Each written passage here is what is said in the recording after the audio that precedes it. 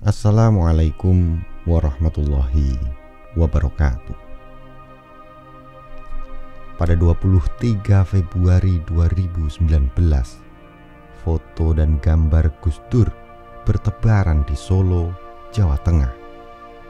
Ribuan orang dari pelbagai kota berdatangan untuk acara-acara menghormati Gus Dur. Mereka itu Gus Durian. Publik bisa melihat sekian foto dan gambar Gus Dur dalam kirab dan diskusi. Orang-orang memiliki ingatan khas dan kolektif untuk foto gambar Gus Dur paling khas. Mereka sering memilih adegan Gus Dur tertawa, bukan Gus Dur murung, mengetik, atau makan. Gambar di sampul buku Greg Barton yang terbit tahun 2003 pun jarang terpilih. Gus Dur menenteng tas. Pemikiran dan lelucon Gus Dur terlalu sering dibicarakan dan dituliskan di buku-buku. Bermula di acara di Solo, kita mulai ingin berurusan album foto Gus Dur. Dari masa ke masa, keluarga pasti memiliki sekian album foto Gus Dur. Sumber lain mungkin di kalangan NU pernah akrab bersama Gus Dur. Kita bakal merepotkan mereka jika ingin melihat foto-foto Gus Dur. Kini, kemauan melihat foto Gus Dur telah menebar pelbagai anggapan dan imajinasi. Kita ingin melihat Gus Dur diperantarai foto dan gambar pernah dipasang di majalah Tempo puluhan edisi. Pada masa lalu, Gus Dur itu kolumnis di Tempo. Ia pun sering jadi berita di Tempo berkaitan dengan NU, politik, ICMI, pemilu, dan lain-lain. Barangkali Tempo itu majalah paling gandrung memamerkan foto Gus Dur, karena sejak jadi pemikir sampai jadi Presiden Republik Indonesia. Episode setelah meninggalkan istana kekuasaan pun, foto-foto Gus Dur tetap tersaji di Tempo. Di Tempo 5 Januari 1985, kita melihat foto Gus Dur bersama dua tokoh pemikir ampuh, Gunawan Muhammad dan Ong Koham. Foto hasil jepretan Rizal Pahlevi itu bersejarah. Publik mungkin jarang mengingat peristiwa pertemuan dan percakapan tiga orang kerajinan menulis isai-isai ini. Lihatlah, Gus Dur mengenakan batik berkacamata dan rambut tertata rapi. Ia berdiri di depan perpustakaan milik Tempo. Tiga lelaki berdiri mungkin sedang bercakap politik di Indonesia atau saling mengabarkan menu terenak untuk disantap bersama. Keterangan resmi dari redaksi, Abdurrahman Wahid sudah jarang muncul di kantor Tempo. Dulu, tokoh yang kini ketua Tanfidiyah NU itu akan tiba-tiba saja dijumpai sedang mengobrol dengan salah satu anggota redaksi atau duduk mengetik dengan cepatnya untuk mengisi kolom majalah ini. Kami memang pernah menyediakan satu meja kosong, terutama setelah melihat kemunculannya yang sering seperti juga kolumnis lain, Ong Koham. Foto tiga esai tenar Indonesia penting dikenang, meski kita tidak pernah mendapat salinan percakapan. Ong Koham dan Gus Dur sudah berpamit dari dunia. Gunawan Muhammad mungkin masih ingat hal-hal di percakapan selama mereka berdiri di dekat perpustakaan. Tiga orang itu mungkin bercakap sejarah, demokrasi, dan makanan. Gunawan Muhammad, Ong Koham, dan Gus Dur rajin menulis kolom-kolom berselera sejarah. Mereka pun menekuni nasib demokrasi di Indonesia.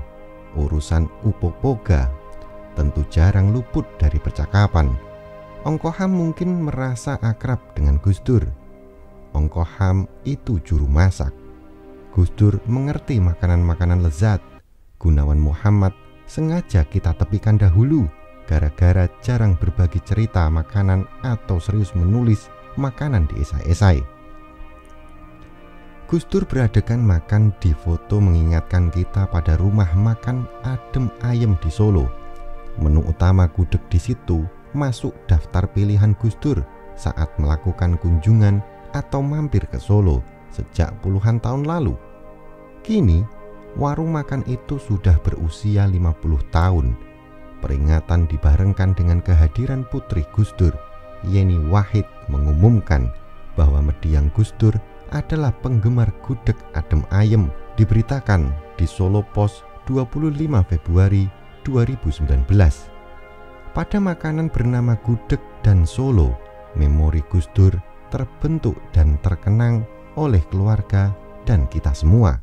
Perkara makanan pernah jadi tema keren di kolom Gus Dur yang berjudul Lagu Jawa di Restoran Padang, dimuat di Tempo 7 April 1984.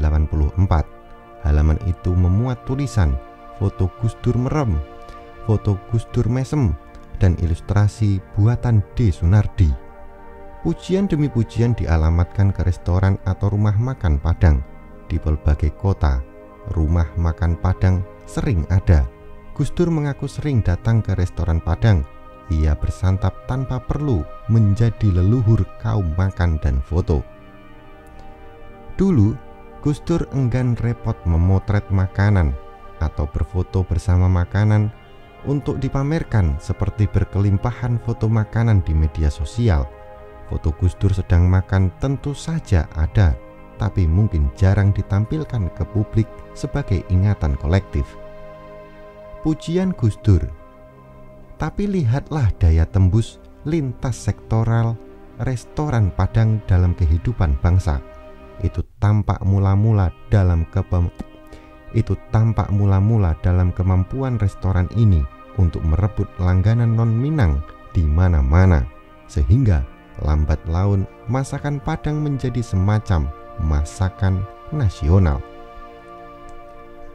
Tahun berganti tahun, jumlah restoran Padang terus bertambah. Orang lapar lekas mengingat makanan di situ. Mereka jarang khawatir harga. Sekian rumah makan Padang memiliki harga terjangkau. Pemberian judul kolom terbenarkan dari pengalaman Gus Dur bersantap di restoran Padang di Bilangan, Pasar Senen, Jakarta. Pemiliknya orang Minang, juga semua penyaji hidangan. Namun, yang terdengar dialunkan melalui kaset adalah lagu-lagu pop Jawa, Jawa Timuran, atau Jawa Tengahan, tulis Gus Dur. Pengunjung atau langganan restoran itu orang-orang Jawa. Di restoran, Minang dan Jawa bersua melalui makanan dan lagu.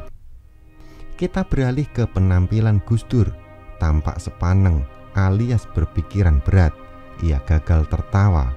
Di kulit muka Tempo edisi 16 November 1991, kita melihat gambar Gus Dur beradegan tangan memegang menggaruk kepala. Kulit muka majalah itu dikerjakan oleh Sustanto. Di atas gambar terbaca NU pecah. Masa itu telah berlalu. Gus Dur dengan wajah murung dan bersedih jarang mendatangi ingatan kita. Kita mendingan mengingat foto atau gambar Gus Dur tertawa. Adegan itu seperti mengentengkan kita dalam ikhtiar memikirkan dan memuliakan Indonesia tanpa mengumbar cacian, fitnah, benci, dan kemarahan. Kita melihat Gus Dur untuk memastikan Indonesia tertawa di hari-hari menjelang hajatan demokrasi.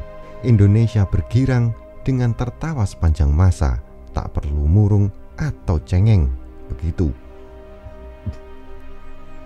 Jika Anda merasa bahwasannya konten ini bermanfaat, silahkan like dan bagikan ke seluruh jaringan yang Anda miliki.